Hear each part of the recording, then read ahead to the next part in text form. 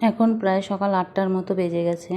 আমি অনেকক্ষণ আগে ঘুম থেকে উঠেছি। ঘুম থেকে উঠে ঋতুকে আগে পড়িয়ে নিয়েছি। পড়িয়ে নিয়ে তারপরে বললাম, তুই একটু যোগাটা প্র্যাকটিস কর, আমি বিছানাটা পরিষ্কার করে নিই। কারণ ওর বাবা উঠে গেছে, পুচকেটা উঠে গেছে, তো বিছানাটা সঙ্গে সঙ্গে পরিষ্কার করে নিলাম। আর এদিকে ঋতু যোগা করতেছে, আর আমারও না সকালবেলা একটু জল না খেলে ভালো লাগে না, তাই সকালে একটু জল খেয়ে নিলাম।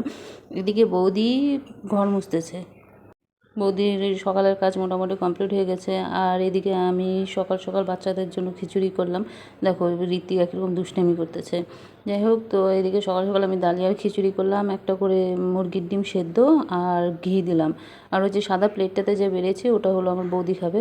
তো ঠিক আছে, ও সকালবেলা আমি যদি মানে বৌদি থাকতে থাকতে যদি আমি রান্না করি তাহলে বৌদিকে দিয়েই দিই। আর না হলে কোনো দিন কী হয়, আমার রান্না হয় না আর বৌদি কাজ সারা হয়ে যায়, চলে যায়।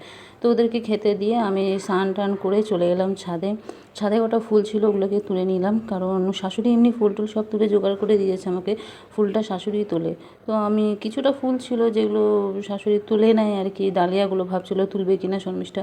তো সেই জন্য আমি ছাদে গিয়ে কটা ফুল তুলে নিলাম। আর এই দেখো ফুলগুলো কত সুন্দর, সব রকম ফুল রয়েছে এখানে। আর সব ফুল যদি বেশি থাকে না, তো পুজো দেওয়ার একটা আলাদাই মজা। আর আজকে ঠাকুরকে ফল দিব, আঙ্গুর আর জামরুল ফল দিব। তো দেখো আমার পুজো প্রায় কমপ্লিট হয়ে গেল। আমি পুজো দেখালাম না, কারণ না হলে মনোযোগটা থাকে না। চলো, দেখা হচ্ছে নেক্সট ভিডিওতে। টাটা।